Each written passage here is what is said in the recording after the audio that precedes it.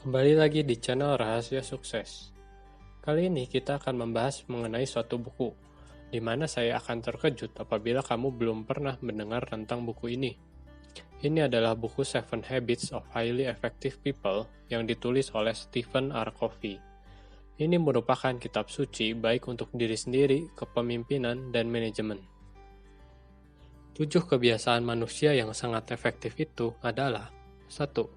Jadilah proaktif. 2. Merujuk pada tujuan akhir. 3. Dahulukan yang utama. 4. Berpikir menang. 5. Berusaha untuk memahami terlebih dahulu, baru dipahami. 6. Wujudkan sinergi. 7. Mengasah gergaji.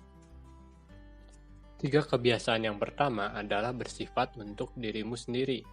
Jadi, jika kamu berhasil melakukan 3 kebiasaan tersebut, Stephen Covey mengatakan kamu adalah pemenang secara pribadi. 3 kebiasaan selanjutnya, yaitu kebiasaan 4, 5, dan 6, berhubungan dengan orang lain. Katakan saja ini akan melatih jiwa kepemimpinanmu. Ketika kamu mencari kerjasama dan bukan kompetisi, disinilah kamu yang disebut Stephen Covey sebagai pemenang secara kelompok.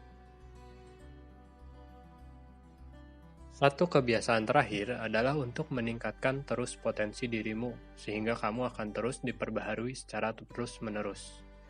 Inilah poin-poin utama yang saya dapatkan dari membaca buku ini. Bayangkan kamu hadir di pemakamanmu sendiri. Inilah kebiasaan yang Stephen Covey katakan sebagai merujuk pada tujuan akhir.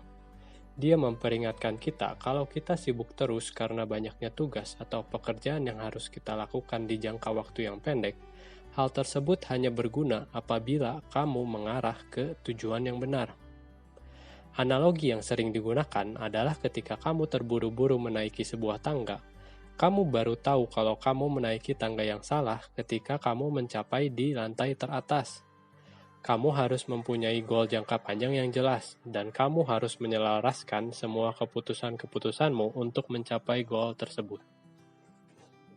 Cara yang terbaik agar kamu tahu dengan jelas mengenai goalmu sendiri adalah dengan membayangkan pemakamanmu sendiri.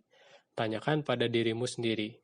1. Apa yang kamu ingin orang lain katakan kepada dirimu sendiri di hari pemakamanmu? 2. Kamu ingin diingat seperti apa oleh orang lain?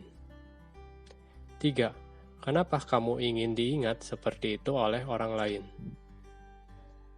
Kamu juga bisa membayangkan berapa banyak orang yang akan datang untuk turut berduka di acara pemakamanmu. Dengan menjawab 3 pertanyaan tersebut, kamu akan mengetahui apa yang ingin kamu raih sesungguhnya, bukan hanya karena sekedar tujuan yang fana. Belajar untuk berkata tidak. Tahu dengan jelas tujuan yang akan kamu tuju, membuatmu lebih mudah untuk membedakan apa yang penting untukmu dan apa yang tidak penting. Ketika kamu tahu tujuan akhirmu, kamu akan berfokus untuk melakukan apa yang perlu kamu lakukan untuk sampai ke tujuanmu. Mari kita lihat di 4 kuadran ini. Kamu dapat membagi pekerjaan yang kamu lakukan ke dalam 4 kuadran ini. Tidak penting dan tidak mendesak, tidak penting dan mendesak, penting dan tidak mendesak, dan penting dan mendesak. Setelah mengetahui ini, terkadang kamu akan menemukan hal-hal penting yang tidak mendesak, dan juga sebaliknya. Itu berarti beberapa hal tidak penting sama sekali untuk dilakukan. Untuk hal-hal yang seperti itu, kamu harus berani untuk berkata tidak. Tentu saja tidak mudah, apalagi kalau menyangkut masalah uang. Seperti yang Stephen Covey katakan, ini adalah habit tentang dahulukan yang utama. Terkadang kamu tergiur akan sesuatu hal, tapi kamu bisa tanyakan kembali dengan pertanyaan di pemakamanmu tadi. Apakah hal-hal tersebut adalah yang ingin kamu kejar? Fokuslah pada hal-hal yang benar-benar ingin kamu kejar. Berlatih untuk mendengarkan dengan aktif. Jika kamu sudah belajar untuk berkata tidak, kamu akan mempunyai lebih banyak waktu untuk mendengarkan orang lain. Mendengarkan dengan aktif ada 3 pendekatan. 1. Kamu mendengarkan untuk mengerti orang yang kamu dengarkan. Bukan berarti kamu harus memberikan nasihat atau respon. 2. kamu pastikan dirimu mengerti dengan mengulang kembali yang mereka katakan dan rasakan emosi yang sedang mereka rasakan.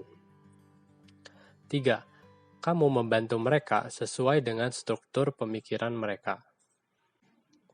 Inilah kebiasaan kelima yang Stephen Covey sebut, berusaha untuk memahami terlebih dahulu, baru dipahami. Ini berarti kamu harus berlatih untuk mendengarkan dengan aktif dan penuh empati. Berusahalah untuk mengerti dan tidak berkata apa-apa terlebih dahulu untuk merespon. Cara termudah adalah dengan memulai berbicara lebih sedikit. Terima kasih sudah mendengarkan. Jangan lupa like atau komen jika ada yang ingin kalian tanyakan, share dan diskusikan dengan teman kalian, dan yang terpenting tekan tombol subscribe. Sampai bertemu di video selanjutnya.